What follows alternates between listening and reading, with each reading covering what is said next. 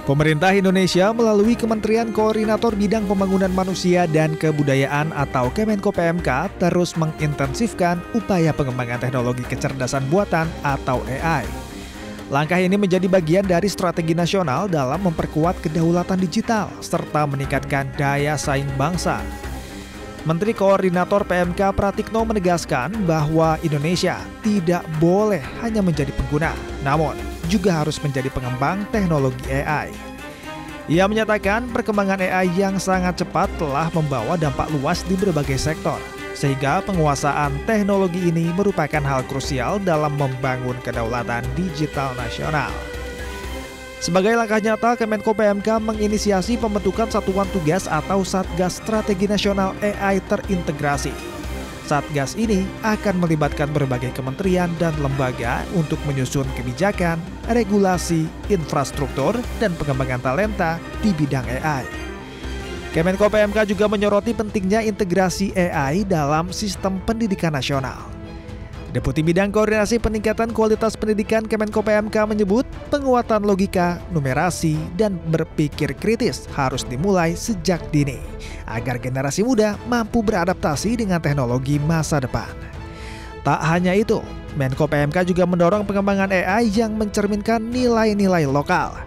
Ia menyatakan Indonesia dapat berkontribusi kepada dunia melalui kecerdasan buatan yang berkarakter keislaman, kearifan budaya, dan pemikiran bangsa sendiri. Melalui langkah ini, pemerintah berkomitmen untuk menjadikan Indonesia bukan sekedar pengikut, melainkan pemain utama dalam peta global kecerdasan buatan.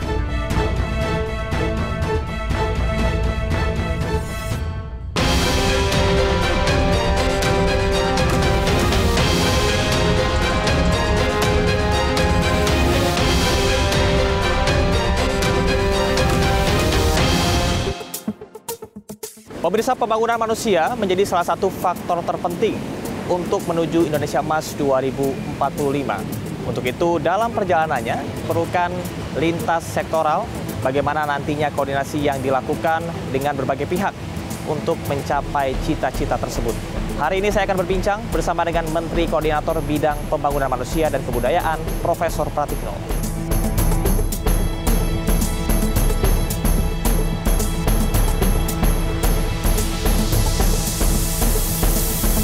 Pemirsa, saya baru saja selesai mengikuti Senin Bersinergi yang dilaksanakan oleh Kemenko PMK, dan saat ini saya sudah bersama dengan Menteri Koordinator Bidang Pembangunan Manusia dan juga Kebudayaan, Profesor Pratikno. Pak Pratik, apa kabar, sehat? Alhamdulillah, baik-baik saja. Oke, ini saya tadi diajak nyanyi-nyanyi bareng ya, terus juga ikut seminarnya nih. Pak Pratik, apakah sinergi ini betul-betul dilaksanakan setiap minggu dan tujuannya apa nih? Jadi kita ini kan mengganti ya acara sebelumnya itu ada apel bersama, terus kemudian kita jadikan sebuah forum setiap Senin. Itu pertama kali sejak hari Senin pertama saya sebagai Menko PMK, kita menyelenggarakan yang kami sebut sebagai sinergi. Jadi setiap Senin bersinergi. Ya, mengenai tentang kebangkitan nasional, arti kata bangkit itu menurut Pak Pratik seperti apa nih di situasi Indonesia seperti ini saat ini? Jadi kita ini kalau belajar dari sejarah kebangkitan nasional, ini kan bagaimana anak-anak muda menyadari pentingnya persatuan, pentingnya pendidikan, pentingnya kebudayaan bangsa, sesuatu yang memang itu menjadi core kita, ya, menjadi urusan kita yang paling fundamental. Jadi di tengah situasi yang banyak tantangan begitu ya, banyak dinamika seperti tahun 1908 ya, kita juga harus tetap optimis dan penuh kesadaran meningkatkan kemampuan diri pendidikan, penuh kesadaran untuk tetap berakar kepada jadi diri bangsa Indonesia.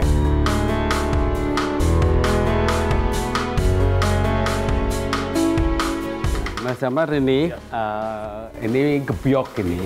Gebyok? Gebyok Jawa.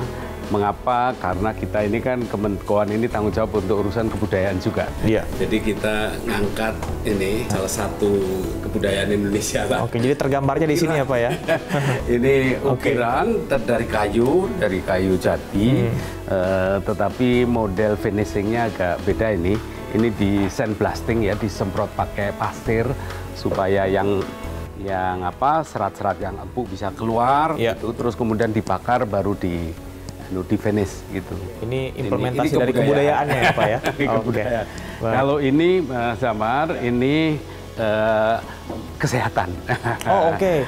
Jadi ini semacam treadmill atau apa nih Pak Pratik? ini ini adalah sepeda. Sepeda? Ini sepeda statik, Mas. Jadi Anda bekerja sambil... Oh ya, ini kalau saya beacon, ya. Ini kalau saya buka komputer, saya sambil bisa ini buka WA misalnya ya di komputer, saya sambil bekerja. Berarti nggak salah nih Pak Pratik pencetus work-life balance ASN ya? Ya work-life balance. Jadi niat orang itu kan berangkat untuk bekerja. Iya. Nah, seringkali lupa berolahraga. Iya. Nah, oleh karena itu saya berusaha untuk sambil ini sebenarnya sebagai pengingat juga ya kalau misalnya Bapak terlalu fokus bekerja, jangan lupa olahraga dan kesehatan gitu ya Pak. Olahraga, kesehatan, pakai sepeda lah. Luar biasa. Pakai squat lah, ya push up masih gitu. Luar biasa. Kita ngobrol di sini Pak Pratik ya. Silakan Pak Pratik.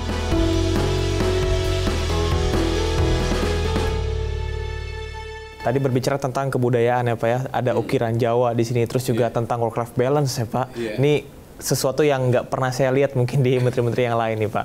Nah berbicara tentang AI ya, yang tadi sempat Bapak singgung juga di acara rutinan hari Senin itu. Apa sebetulnya yang perlu kita dalami Pak tentang AI ini? Terutama kalau masalah kebudayaan, kita kan tahu bahwa pencatatan sejarah ini sangat penting sekali. Apakah ada sinkronisasi yang akan dilakukan tentang hal tersebut?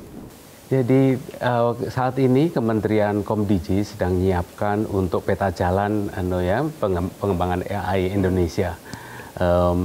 Dan kami di sini bertanggung jawab bukan kaitannya dengan regulasi umumnya, tapi kami di sini adalah mengawal yang menjadi tanggung jawab kita di Kemenko PMK, yaitu di bidang kesehatan, di bidang pendidikan, di bidang keluarga, anak, perempuan, ya, kebudayaan, keagamaan gitu. Itu adalah hal-hal yang juga ikut terdisrupsi oleh perkembangan teknologi gitu.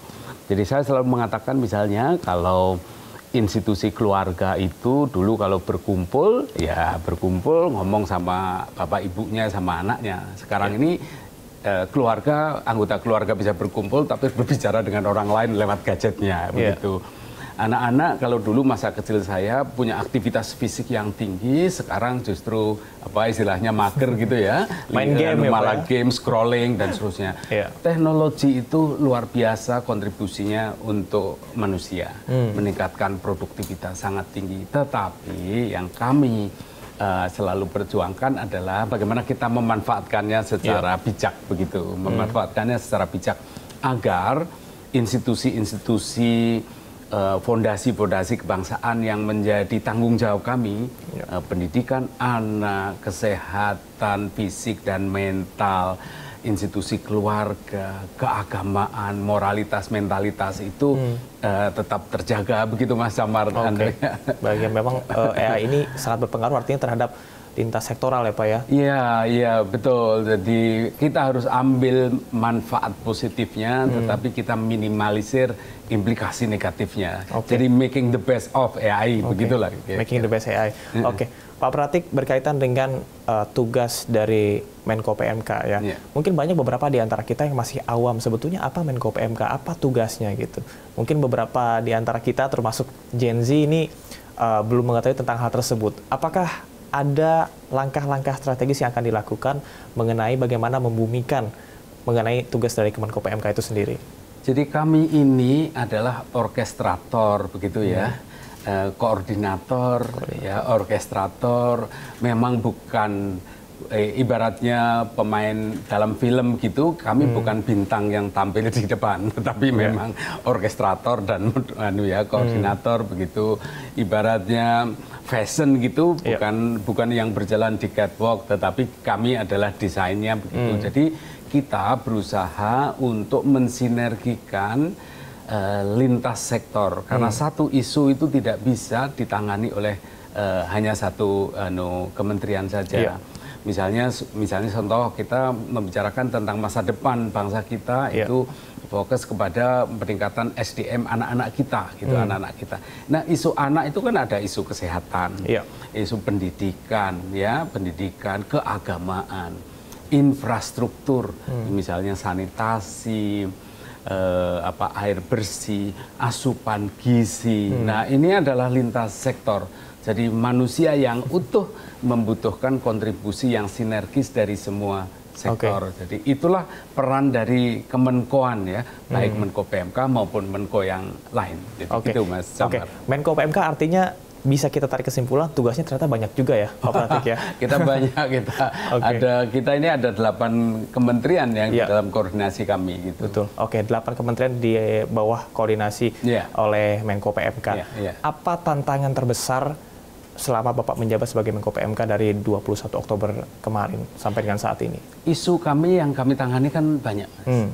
Tetapi misalnya sebagai satu contoh, isu yang jelas harus direspon sangat cepat adalah bencana. Jadi BNPB itu dalam koordinasi kami di sini. Jadi misalnya ini kan, misalnya sebagai satu contoh saja lah ya, pada bulan Desember, Januari, Februari yang lalu itu bencana hidrometeorologi kasusnya sangat banyak. Ya. Dan kita juga lihat Bapak langsung turun ke lapangan saat itu. Pertama itu kan kita harus tanggap darurat. Tanggap darurat itu adalah mulai dari penyelamatan. Basarnas harus segera turun, dibantu oleh TNI, Polri, dan juga dari pemerintah daerah dan juga para relawan. Itu pertama itu penyelamatan. Habis itu kita bagaimana dalam tanggap darurat itu memberikan tempat yang nyaman, ya, shelter, menyediakan makanan, obat-obatan, trauma healing, ya. Ini semuanya adalah pada saat tanggap darurat. Tetapi habis itu kita harus melakukan rehabilitasi, rekonstruksi, gitu. Nah, itu ada lagi harus membangun huntara, hunian sementara, habis itu membangun hunian tetap. Habis itu mikirkan bagaimana pendidikan tetap berjalan, pelayanan kesehatan tetap berjalan. Itu sesuatu yang sangat rumit, yang bisa membutuhkan waktu bertahun-tahun, Mas Samar. Gitu. Artinya apakah dengan langkah-langkah yang Anda lakukan ini merupakan implementasi bahwasanya pemerintah itu hadir dan juga responsif terhadap masyarakat? Harus, pemerintah hadir dan harus responsif, melibatkan kementerian-kementerian terkait, lembaga-lembaga terkait, sampai pemerintah daerah, sampai TNI dan Polri, itu kerja sinergis. Nah, oleh karena orkestrasi menjadi penting, gitu. Orkestrasi menjadi penting. Kecepatan respon, kecepatan aksi secara sinergis. Nah, itu yang menjadi tanggung jawab kami, ya, di sini, mengkoordinasi itu kaitannya dengan bencana, ya. Baik, ngomong-ngomong soal bencana nih, Pak Pratik, bencana alam ya tadi yang kita obrolkan, yang kita perbincangkan. Tapi ada juga bencana sosial, ya, mulai dari gelombang PHK, kemudian juga mungkin ada beberapa kasus tentang makan bergizi gratis yang beberapa keracunan, kemudian juga pihak dari Menko PMK cukup responsif tentunya, ya, untuk mengatasi hal-hal semacam ini. Kemudian yang sekarang menjadi perhatian masyarakat adalah masalah kenakalan remaja. Beberapa kepala daerah ini juga sudah membuat terobosan baru seperti Gubernur Jawa Barat, Kang Deddy Mulyadi, begitu. Apakah nantinya kedepannya akan difokuskan juga bagaimana dari Menko PMK mengkoordinasikan supaya kenakalan remaja ini bisa diredam? Iya, itu satu krusial, satu isu yang sangat krusial, mulai dari di pendidikan dasar, pendidikan menengah, pendidikan tinggi, dan juga di kepemudaan. Di kepemudaan ini kan Pak Presiden Prabowo punya program-program quick win yang banyak sekali terkait dengan peningkatan SDM. Jadi peningkatan renovasi sekolah, terus kemudian digitalisasi pembelajaran, kemudian ada juga beliau memerintahkan untuk pembangunan sekolah rakyat bagi keluarga miskin, dan juga sekolah unggul. Sekolah unggul Garuda, betul Pak? Ya, termasuk sekolah unggul Garuda. Ini kan concern beliau di bidang pendidikan, ya. Kemudian juga di bidang kesehatan itu misalnya pembangunan rumah sakit daerah, cek kesehatan gratis, sampai kepada bagaimana kita menurunkan prevalensi dari kasus TBC. Kasus TBC ini juga menjadi concern pemerintah, menjadi salah satu quick win dari Bapak Presiden Prabowo, karena kasus TBC kita itu Setiap tahunnya ada kasus baru bisa 1.090.000-an ribu, ini diturunkan semaksimal mungkin. Jadi, nah termasuk nanti infrastruktur untuk mengurangi kenakalan remaja ini kan lewat institusi pendidikan satu hal, kemudian membuat aktivitas yang produktif ya, industri kreatif, terutama olahraga menjadi salah satu itu. Selain juga isu keagamaan, selain juga dampak teknologi. Jadi oleh karena itu Komdiji sedang menyiapkan tata kelolanya ya, tata kelolanya dunia digital termasuk AI itu. Oke, baik Pak Pratik, ini menarik dari berbagai hal yang Anda sampaikan dari program prioritas pemerintah atau quick win dari Pak Presiden Prabowo. Apa program yang paling cepat berdampak menurut Anda? Jadi yang sangat pesat sekarang ya itu adalah cek kesehatan gratis. Nih cek kesehatan gratis ini kita menjadi tahu apa kasus penyakit yang paling dialami oleh masyarakat kita. Jadi cek kesehatan gratis itu sekarang sudah lebih dari 5,1 juta. 5,1 juta? 5,1 juta yang sudah melakukan cek kesehatan gratis. Sejak diselenggarakan di launching itu tanggal 10 Februari 2025 yang lalu. Itu sudah 5,1 juta. Dan sekarang kita percepat terus ya, Kementerian Kesehatan yang lead di sini percepat terus, tidak harus menunggu ulang tahun gitu. Kita juga bisa melakukan kesehatan gratis. Kita mendorong juga sekolah, kantor-kantor untuk melakukan cek kesehatan gratis bekerjasama dengan Kementerian Kesehatan. Jadi ini pesat luar biasa, sehingga kita tahu misalnya penyakit-penyakit yang dialami anak, ternyata gigi menjadi permasalahan yang krusial yang dihadapi anak. Kalau dewasa itu prediabetes. Jadi prediabetes ternyata ditemukan gitu, kasusnya banyak. Nah ini yang kemudian kita kan tahu, kemana kita harus menjaga, meningkatkan kualitas kesehatan masyarakat kita. Oke, baik Pak Pratik, dari apa yang Anda sampaikan ya, kita tidak bisa tutup mata bahwa literasi digital di Indonesia belum merata. Berkaitan dengan kesehatan, apakah ada langkah-langkah tersendiri yang dilakukan untuk bisa menjangkau masyarakat pinggiran terkait dengan digitalisasi kesehatan ini? Jadi satu, kalau masalah digitalisasi ini kan ada kaitannya pertama dengan infrastruktur juga. Satu, infrastruktur listrik. Jadi ya kita sudah dikit sekali yang belum listrik, tapi kan kita harus ngitung bahwa yang tidak punya listrik pun harus punya akses untuk memperoleh akses digital ini. Ya, satu listrik. Yang kedua jaringan internet. Jaringan internet itu kan juga hal penting untuk program digitalisasi. Oleh karena itu misalnya saya kasih contoh yang untuk pendidikan ya, digitalisasi di bidang pendidikan pembelajaran.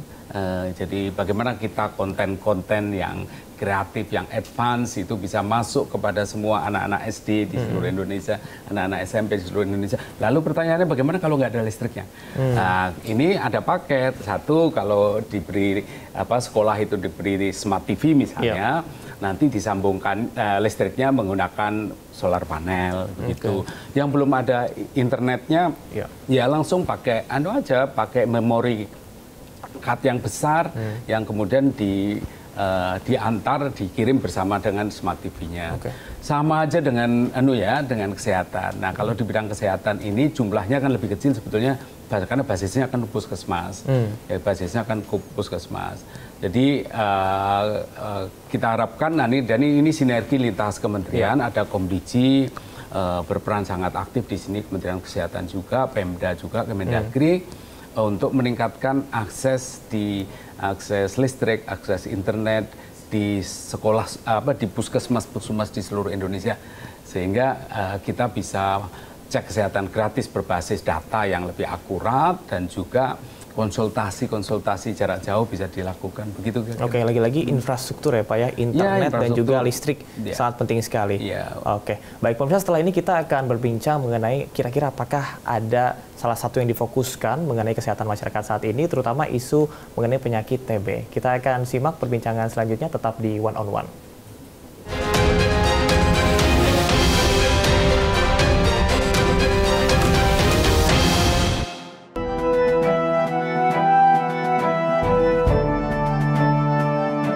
Pemerintah Indonesia meluncurkan 2 program pendidikan strategis yang akan dimulai pada tahun ajaran 2025-2026.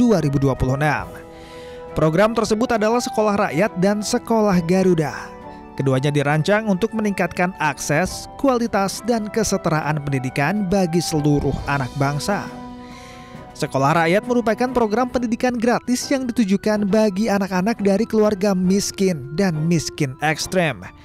Siswa dari kelompok desil 1 dan 2 dalam data Tunggal Sosial Ekonomi Nasional bisa langsung diterima tanpa seleksi akademik. Program ini akan dibuka di 53 lokasi di seluruh Indonesia. Fasilitas yang disediakan meliputi asrama, layanan kesehatan, hingga pelatihan keterampilan vokasional. Tujuannya untuk mengembangkan potensi siswa secara utuh. Sementara itu, Sekolah Garuda ditujukan sebagai sekolah menengah unggulan yang berfokus pada pembinaan kepemimpinan, ilmu pengetahuan, dan teknologi.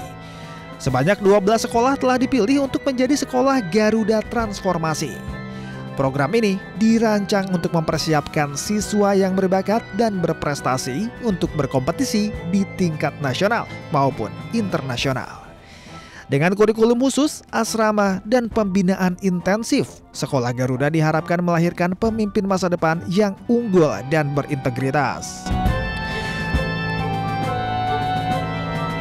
Sekolah Rakyat berfokus pada anak-anak miskin dengan akses pendidikan gratis. Sementara Sekolah Garuda mentargetkan siswa berprestasi yang akan dibina secara khusus. 2 program ini menjadi bagian dari upaya menuju Indonesia Emas 2045, di mana kualitas sumber daya manusia merupakan aset terbesar bangsa.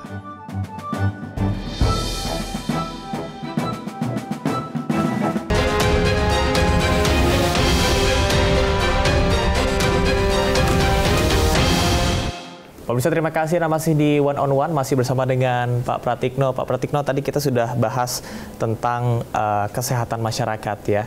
Dan salah satu yang jadi concern saat ini mengenai isu penyakit-penyakit tertentu, salah satunya adalah TB. Apakah dari Kemenko PMK sendiri ada fokus tersendiri? Jadi ini Kementerian Kesehatan ya yang di lapangan, ini salah satu program prioritas yang ditugaskan oleh Bapak Presiden kepada Kemenkes, kepada kami sebagai Kementerian Koordinator adalah untuk penurunan kasus TBC. Oke. Kasus TB ini kita cukup besar, kita ini prevalensinya adalah kedua terbesar di dunia setelah India, jadi kita harus benar-benar di dunia kedua setelah India. Setelah India, jadi kita tangani ini sangat serius. Prevalensi kasus baru setiap tahunnya itu 1.090.000, jadi cukup besar, jadi besar sekali. Oleh karena itu pemerintah sangat serius untuk menangani isu TB ini. Jadi kita berusaha dalam targetnya itu sampai 2029 itu sudah turun 50% dari yang saat ini berada. Jadi kita apa caranya? Jadi ini memang harus ada sebuah penanganan yang komprehensif sampai di tingkat lokal ya. Di tingkat desa misalnya program desa siaga TBC itu digalakkan, ada Kemenkes, ada Kementerian Dalam Negeri ya, dan seterusnya, ada Kementerian Desa juga. Bagaimana ini masyarakat sangat aware tentang penyakit TBC, terus kemudian yaitu penyakit yang bisa diobati, gitu, tapi butuh kedisiplinan tinggi, dan kemudian adalah penguatan instrumen alat pelayanan kesehatan yang paling bawah yaitu puskesmas. Jadi pengecekan secara gratis, ambil obat gratis itu kan sudah berlangsung lama, dan kemudian di tingkat yang lebih meluas lagi ekosistemnya, karena TBC ini kan biasanya juga terkait dengan lingkungan, kondisi rumah, kesehatan rumah, kesadaran masyarakat untuk hidup bersih dan lain-lain. Nah ini juga jadi mulai dari mengobati secara langsung penyakitnya sampai kepada pengembangan ekosistem supaya penyebaran TBC ini bisa diturunkan dan kemudian yang sudah terkena bisa diobati, disembuhkan ya, disembuhkan secara dengan butuh disiplin tinggi karena bisa pengobatannya minimal 3 bulan, ada 6 bulan, 1 tahun, bahkan sampai 2 tahun untuk bisa melakukan pengobatan TB itu. Baik, Pak Pratik, artinya bukan hanya masalah aspek kesehatan, itu bukan hanya masalah tentang infrastruktur dan juga sarana prasarana, tapi juga edukasi dan juga literasi masyarakat tentang penyakit itu sendiri ya Pak? Betul, betul. Misalnya contohnya stunting aja ya. Kita ini harus menangani stunting. Stunting kita pada tahun 2015 itu 30% lebih, 30% lebih, 30,8 ingat saya itu tahun 2018. Terus tahun 2023 itu 21,5% ya, prevalensi stunting kita. Nah, nanti dalam waktu dekat akan diumumkan tentang prevalensi stunting tahun 2024 itu akan diumumkan segera. Tapi kira-kira turun lah ya, turun. Tapi kita harus turunkan terus pada level 2029 itu di bawah 15% ya, 14%-an prevalensi stunting. Nah, misalnya contoh mengenai penanganan stunting. Penanganan stunting ini kan titik krusialnya adalah 1000 hari kehidupan sejak kehamilan hari pertama. Sejak kehamilan? Sejak kehamilan hari pertama. Artinya fokusnya adalah kepada ibu yang mengandung? Itu yang paling utama, ibu yang mengandung. Jadi bahkan kita harus masuk kepada ibu sebelum mengandung. Jadi misalnya cek darah untuk mengetahui mengenai kesehatan ibu sebelum nikah, kesehatan remaja sebelum nikah, kemudian juga menghindari pernikahan dini, itu juga. Habis itu 1000 hari kehidupan.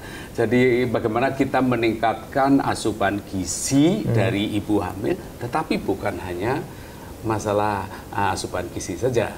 Itu juga kaitannya dengan pelayanan kesehatan, seandainya ada penyakit kronis yang mempengaruhi kesehatan dari bayi yang dikandung, sampai dengan air bersih, sanitasi dan seterusnya.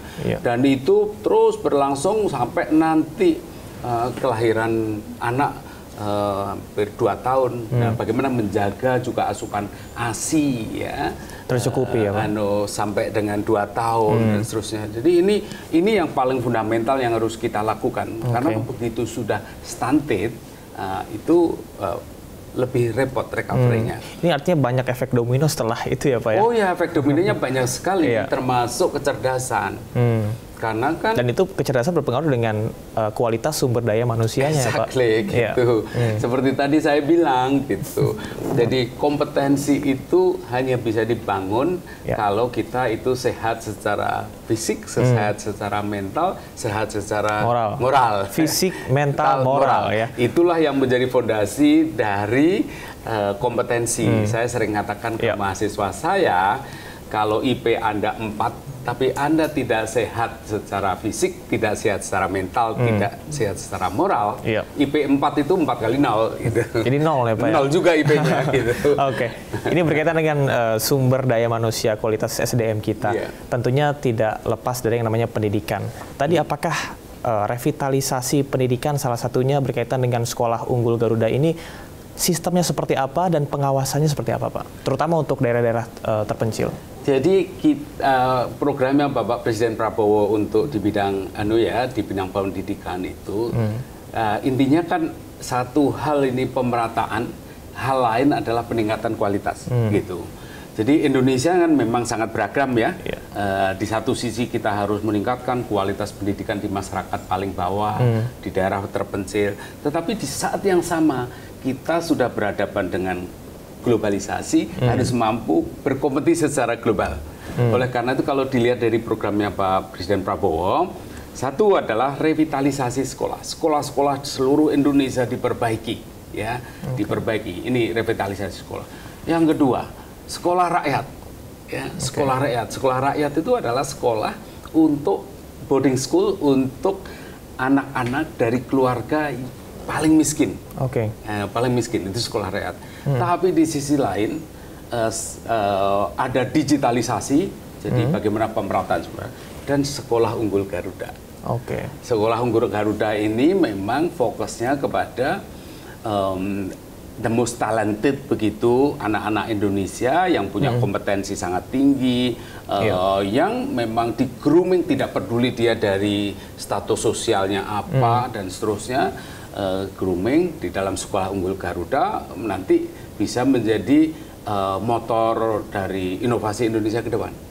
Ibaratnya itu kita ini harus memperbaiki lokomotif yang menggeret gerbong-gerbong yang ada di di bawah panjang sekali. Pak Pratik, tapi dengan berbagai klasifikasi dari sekolah yang Anda sebutkan tadi, ini banyak pro kontra di masyarakat, apakah tidak akan menimbulkan diskriminasi dari antar satu anak dan anak lain yang sekolah di Unggul Garuda dan juga di sekolah rakyat terutama? Nah, itu yang penting kan parameternya. Polisinya sendiri sudah punya parameter yang jelas. Satu, sekolah Unggul Garuda adalah memang benar-benar anak-anak yang memang punya keunggulan, ya mungkin saja keunggulan genetik juga ya, yang tidak dimiliki oleh anak-anak pada umumnya, sangat brilian begitu. Nah, brilian ini kalau jangan sampai terhambat gara-gara pelayanan pendidikan yang kurang baik. Yang sangat brilian itu ya udah disiapkan sekolah Unggul untuk take off. Kemudian mengenai sekolah rakyat juga demikian. Sekolah rakyat itu adalah untuk anak-anak dari keluarga termiskin. Keluarga termiskin. Jadi anak-anak keluarga misalnya anak-anak yang hidup di tempat penimbunan sampah karena dia orang tuanya dari pemulung begitu ya. Ya anak-anak ini harus diberi ekosistem baru yang lebih sehat, jadi lebih bagus. Makanya kemudian anak-anak seperti ini punya kesempatan untuk menikmati pendidikan dan pelayanan hidup sehat ya, nutrisinya bagus ya, lingkungan tempat dia hidup tinggal di asrama yang baik dan seterusnya. Jadi itu memang semuanya ada parameternya. Jadi Garuda ada parameternya, sekolah rakyat juga ada parameternya. Nah, di sini yang lead sekolah rakyat itu adalah Kementerian Sosial, Unggul Garuda itu ke Menditi Saintek, karena itu adalah menyiapkan anak-anak untuk mampu masuk ke perguruan tinggi top dunia. Artinya there's nothing problem with that at all. Yang penting jelas ya parameternya. Iya, parameternya jelas dan digunakan secara disiplin. Disiplinnya. Pak, ini yang menjadi keluh kesah bagi emak-emak nih biasanya ya di sosial media adalah berkaitan dengan sistem zonasi. Apakah sistem zonasi itu akan dihapuskan, Pak? Beberapa di antaranya menyebutkan bahwa sistem zonasi ini justru membuat anak mereka yang bertalenta bisa di sekolah unggulan jadi tidak bisa karena hanya masalah jarak dari rumah ke sekolah. Beberapa waktu yang lalu Pak Mendikdasmen sudah mengumumkan sebuah mekanisme yang memodifikasi jadi berbasis domisili, tetapi juga ada basis prestasi. Jadi beberapa yang lalu, jadi anak-anak yang berprestasi tetap punya porsi cukup besar untuk mendapatkan memilih sekolah yang memang sudah dikenal sebagai sekolah yang paling bagus. Itu ada prestasi. Jadi bisa saja rumahnya jauh, kemudian dia bersekolah di tempat yang cukup jauh dari tempat tinggalnya karena dia bright, karena dia sangat bagus, kemudian sekolah di tempat yang bagus. Itu ada komponen prestasi, tapi ada komponen domisili juga. Jadi bahwa anak-anak di sekitar situ juga membuat punya akses untuk mendapatkan jatah begitu ya, porsi untuk sekolah di sekolah yang paling dekat. Jadi kombinasi antara domisili dengan prestasi. Jadi itu yang modifikasi baru yang berbeda dengan sebelumnya. Di saat yang sama tentu saja dengan revitalisasi sekolah kita meningkatkan pemerataan kualitas. Jadi sambil berjalan gitu sambil ya, Pak, berjalan, ya? sambil berjalan begitu. Ini berkaitan juga dengan ujian nasional. Mungkin di zaman saya ujian nasional jadi syarat kelulusan, tapi buat adik saya ternyata sudah tidak. Nah, apakah ujian nasional saat ini akan menjadi syarat kelulusan kembali, Pak? Atau apa urgensinya bahwa UN ini dijadikan sebagai patokan bahwa anak itu lulus dari sekolah atau tidak? Itu nanti yang bisa menjelaskan adalah Pak Menteri Dikdasmen, tapi pada prinsipnya kita juga perlu ada instrumen untuk memonitor bagaimana, misalnya satu contoh saja kan, bahwa PISA kita itu kan, skor PISA kita kan relatif rendah, kan berarti kita juga perlu alat monitoring untuk mengetahui bagaimana skor PISA dari waktu ke waktu dari anak kita. Jadi Tapi anyway itu Pak Mendikbudrismen yang bisa menjelaskan lebih detail. Oke, baik. Kemudian Pak Menteri berkaitan dengan adanya konsep sekolah Garuda tadi, kemudian juga ada fokus-fokus lain mungkin yang akan dilakukan ke depannya mengenai pendidikan di Indonesia. Apakah ada negara yang dijadikan sebagai rujukan atau yang kita contoh begitu dalam sistem pendidikan, Pak? Jadi karena konteksnya kan berbeda-beda ya, konteksnya berbeda-beda. Misalnya tadi contohnya satu konteks teknologi misalnya ya, contoh teknologi. Ya negara produsen dengan negara konsumen kan juga beda gitu ya. Iya. Jadi belum lagi isu kebudayaan, isu pemerataan dan seterusnya. Jadi Indonesia ya memang harus mengembangkan sistem yang unik untuk Indonesia, tapi prinsipnya adalah basic dari pemikirannya adalah kita ini ada yang di atas, kita ini ada anak-anak yang siap untuk berkompetisi di tingkat global. Gitu. Tapi kita ini juga anak-anak yang masih harus dibantu untuk memperoleh pelayanan paling dasar, paling basic itu. Nah, rentang inilah yang membuat policy ya, pemerataan di satu sisi, tetapi jangan menunggu merata selesai, tapi di saat yang sama kita juga menarik. Jadi sama-sama naik bersama-sama begitu kira-kira. Baik, Pak Pratikno, setelah ini saya akan bertanya mengenai apabila Anda diberikan kesempatan untuk melakukan otokritik terhadap Quick Win dan juga program pemerintah saat ini, kira-kira apa yang ingin disampaikan? Tapi setelah jeda berikut ini tetaplah di One on One.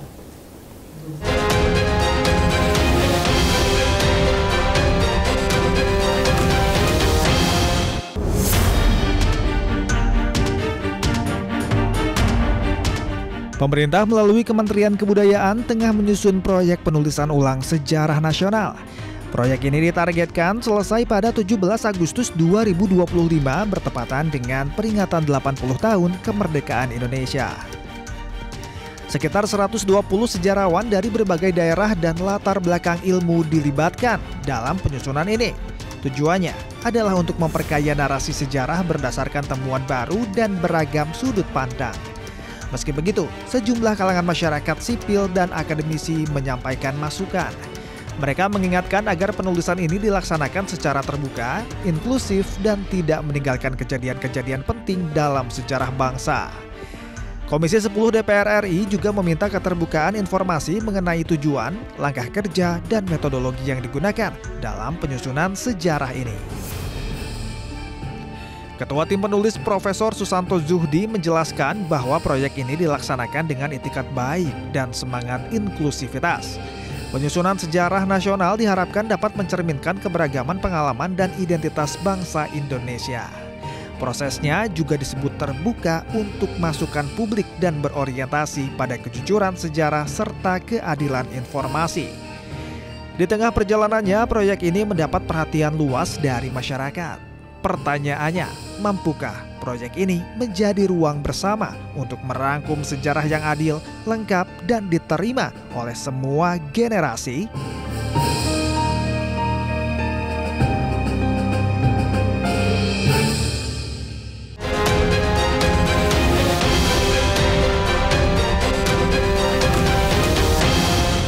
Anda masih di One on One bersama saya Camar Haenda dan juga tentunya bersama dengan Menko PMK Pak Pratikno.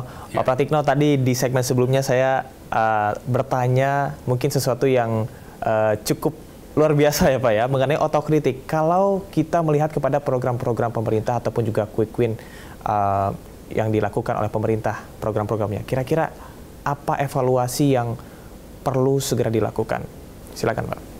Oke, yang pertama adalah bahwa kita, pemerintah itu perlu sekali untuk mendapatkan masukan dari masyarakat. Jadi apakah itu dari beneficiary, apakah itu dari masyarakat yang melakukan pengamatan, dari akademisi, apalagi juga dari teman-teman media ya, yang banyak berinteraksi dengan masyarakat sehari-hari. Jadi yang paling utama justru kita ini butuh sekali masukan dari pemerintah. Karena apa yang dicanangkan dalam quick win itu kan semuanya demi justru luar biasa, demi masyarakat banyak, itu dampaknya luar biasa begitu.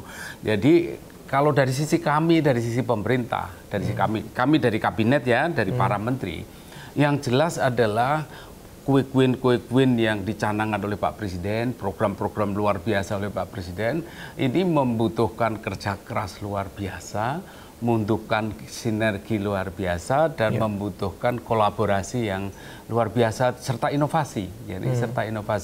Jadi kita mengharapkan masukan dari masyarakat, ya, dari akademisi, bagaimana kita bisa memperbaiki implementasi desain dari quick win, program-program unggulan dari Bapak Presiden yang semuanya itu menyasar kepada masyarakat bawah supaya naik kelas, tapi di saat yang sama yang sudah di atas itu mampu kompetitif di tingkat global. Gitu. Oke, baik. Pak Martino, tentunya dalam mengambil keputusan, kan ini kita pasti berbasis data ya Pak.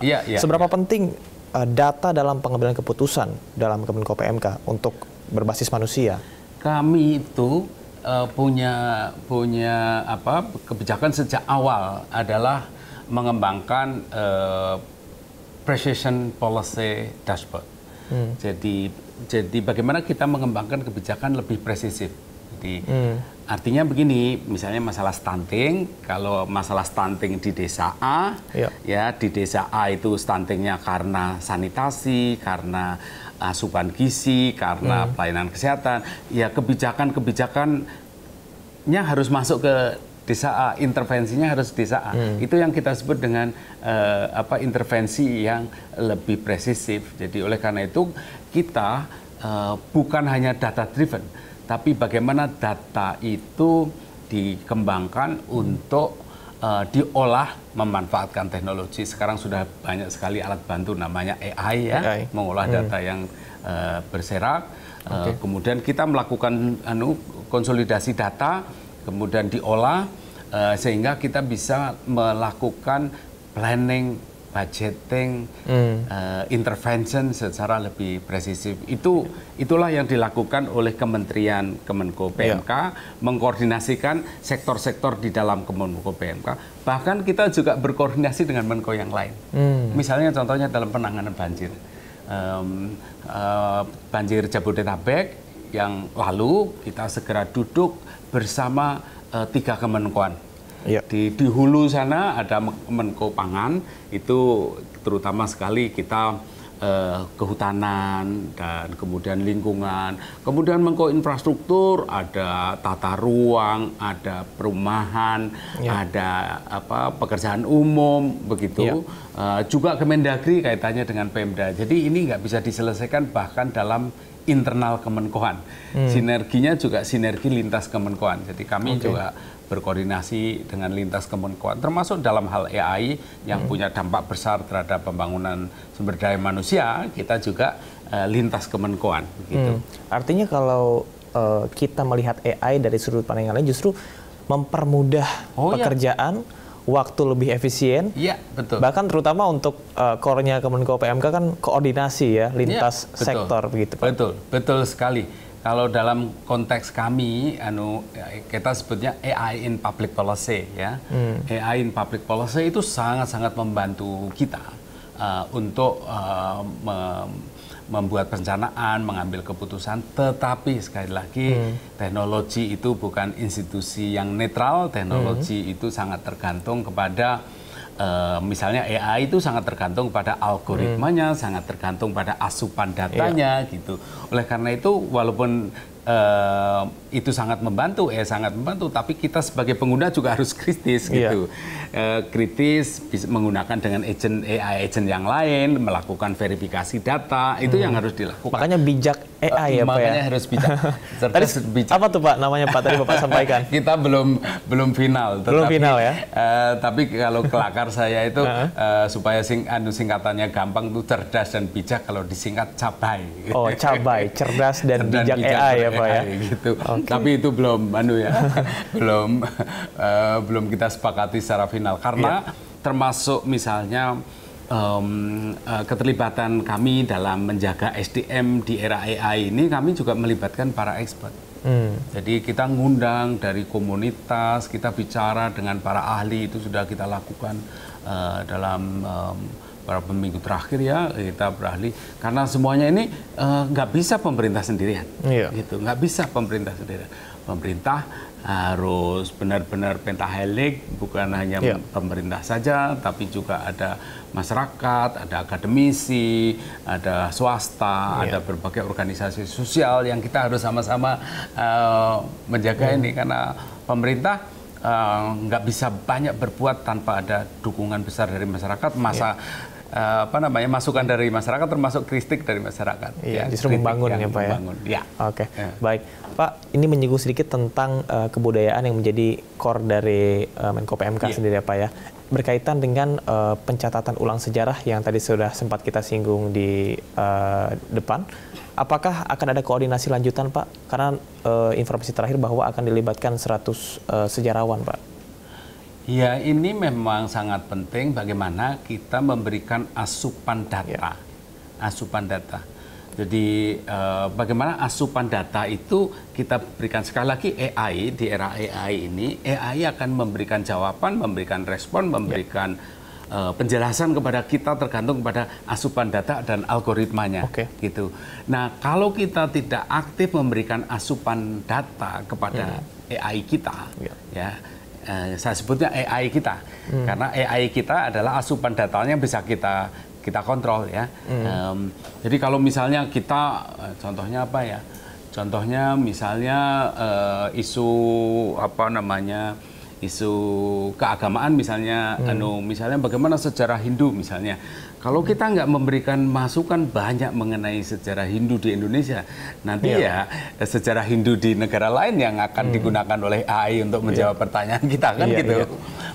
Sama saja mengenai isu kebangsaan, isu keagamaan. Kalau kita nggak aktif memberikan asupan data, mengenerate AI itu ya Pak ya? Ya AI kita nanti kita akan AI akan menjawab pertanyaan kita berdasarkan asupan data dari bangsa lain yang tidak rutin dalam. Dan itu bahaya karena bisa jadi misinformasi ya Pak ya? Ya, exactly. Makanya kita oleh karena itu isu mungkin ini salah satu kekhususan dari kita bahwa di dalam bidang AI ada 2 pilar penting yang belum tergarap secara global dan kita harus masuk, yaitu AI bidang kebudayaan dan AI bidang keagamaan.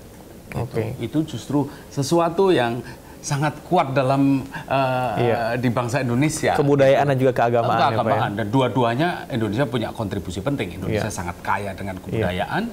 Indonesia yang kedua, keagamaan Indonesia itu bisa berbarengan dengan demokrasi, berbarengan dengan pembangunan dan kemajuan.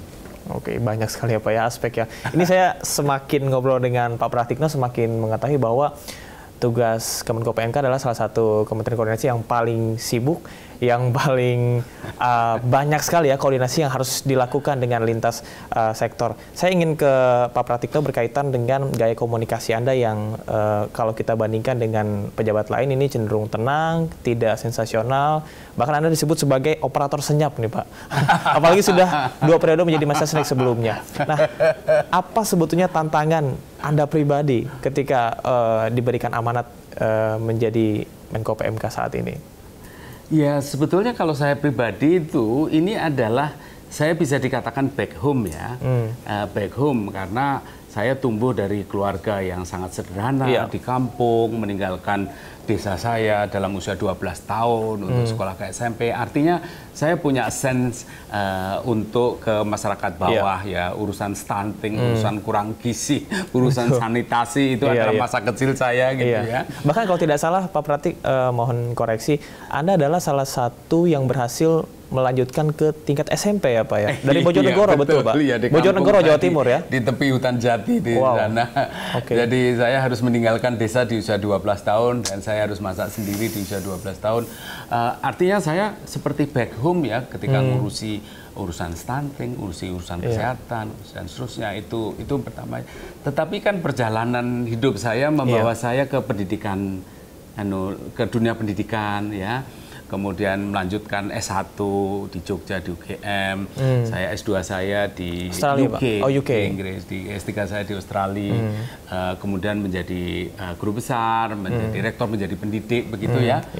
Artinya saya juga ibaratnya berbicara mengenai science tech itu saya juga tahulah dikit-dikit begitu ya, komunitasnya juga tahu. Jadi apa tantangannya ya? Ini saya back home gitu, saya kembali seperti saya dalam perjalanan hidup saya mulai kecil dari besar itu ada di dalam Kemenko PMK ini gitu, ada di dalam Kemenko PMK. Di rumah ibu saya masih ada gamelan gitu ya, masih ada anak-anak nari, latihan nari dan seterusnya. Jadi apa ya, I'm back home, dan semuanya kan ujung-ujungnya kan satu kerja keras, kedua punya empati, empati ya empati karena urusan kami harus semuanya harus dengan empati, urusan bencana empati, urusan pendidikan dari keluarga miskin empati, semuanya empati. Tetapi di saat yang sama juga harus terbuka terhadap kritik, terbuka terhadap masukan. Makanya salah satu yang saya kembangkan di Kemenko PMK ini adalah tadi Mas Damar kan sudah melihat gimana kita punya sinergi ya. Punya sinergi ya. Sinergi. Setiap Senin bersinergi kita berdialog secara egaliter, ada masukan, kadang undang tamu, kadang-kadang kita berbicara di internal kita sendiri. Jadi saya selalu mengkampanyekan life balance ya. Kita harus punya memang work time itu, tetapi juga harus me time berolahraga gitu ya. Harus punya family time, punya social time. Work life balance makanya work untuk life ASN balance ya. lah. Dan saya selalu mengingatkan kepada anak-anak saya jangan lupa juga couple time gitu. Couple time ya bersama dengan istri. Time. Oke. Pak Pratikno, Anda juga dikenal sebagai sosok meritokrasi, artinya integritas dan juga kemampuan bisa membawa kita ke jenjang yang lebih tinggi lagi. Mungkin tanpa Anda salah satu adalah tokoh tanpa jalur politik tradisional begitu. Nah, pesan Anda untuk masyarakat, terutama untuk generasi muda yang saat ini tentunya pasti beda zamannya dengan Anda di tengah digitalisasi dan juga AI saat ini, Pak. Apakah integritas itu masih bisa dijaga di situasi yang seperti ini? Saya percaya dengan anak muda kita, anak muda kita di tengah kesibukan yang luar biasa. Kami di sini itu berkomunikasi dengan 30-an komunitas berbagai macam, termasuk komunitas CEO muda yang punya grup yang kerjaannya adalah justru di sela kesibukannya adalah kerja-kerja sosial. Jadi saya percaya bahwa masyarakat kita tumbuh di masyarakat, di bangsa yang penuh dengan empati, ya. Masyarakat kita tumbuh di masyarakat yang anak-anak muda kita tumbuh di masyarakat yang penuh dengan toleransi dan gotong royong. Dan itulah yang penting untuk dijaga, dihidupkan kembali. Dan tentu saja adalah begitu kita terbuka berkomunikasi, kita akan berinovasi. Jadi kalau bagi saya yang penting adalah penuh empati, kerja keras, penuh dedikasi, dan selalu terbuka terhadap kritik, terhadap masukan, agar kita bisa terus berinovasi. Pak Menko, Anda kan juga akademisi dan juga dosen. Apa yang selalu Anda tanamkan pada mahasiswa Anda, terutama apa kelebihan kita generasi saat ini, yang tentunya ini jadi modal tersendiri untuk menuju Indonesia Emas 2045? Jadi teruslah belajar, karena dunia berubah sangat cepat dan akan terus berubah sangat cepat. Ilmu yang didapat selama kuliah seringkali kemudian tidak lama lagi tidak sepenuhnya relevan karena dunia penuh perubahan. Jadi bahkan pekerjaan pun berubah. Banyak pekerjaan yang hilang, tetapi banyak pekerjaan baru yang bermunculan. Kita harus tahu mengenai future challenges sekaligus future opportunity.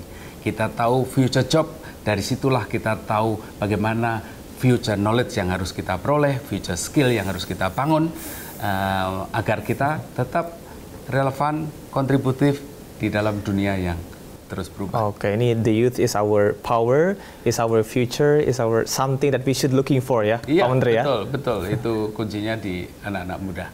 Jadi penuh dedikasi, berintegritas ya, terus kemudian juga penuh empati. Baik, Pak Pratikno, terima kasih banyak atas informasinya. Ini saya semakin memahami pasti tugas Bapak tidaklah mudah, tapi kita harapkan bahwasanya lintas koordinasi yang dilakukan bisa terus dilakukan ya, bisa terus konsisten untuk menuju Indonesia Emas 2045, terutama untuk pembangunan manusia Pak ya, SDM kita. Terima kasih Pak Pratikno selaku Menko PMK, dan pemirsa itu dia tadi perbincangan kami. Tentunya salah satu hal yang paling penting adalah mengenai sumber daya manusia. Dan berbicara tentang sumber daya manusia adalah tentang generasi mudanya. Saya Camar Henda, terima kasih. Sampai jumpa di One on One selanjutnya.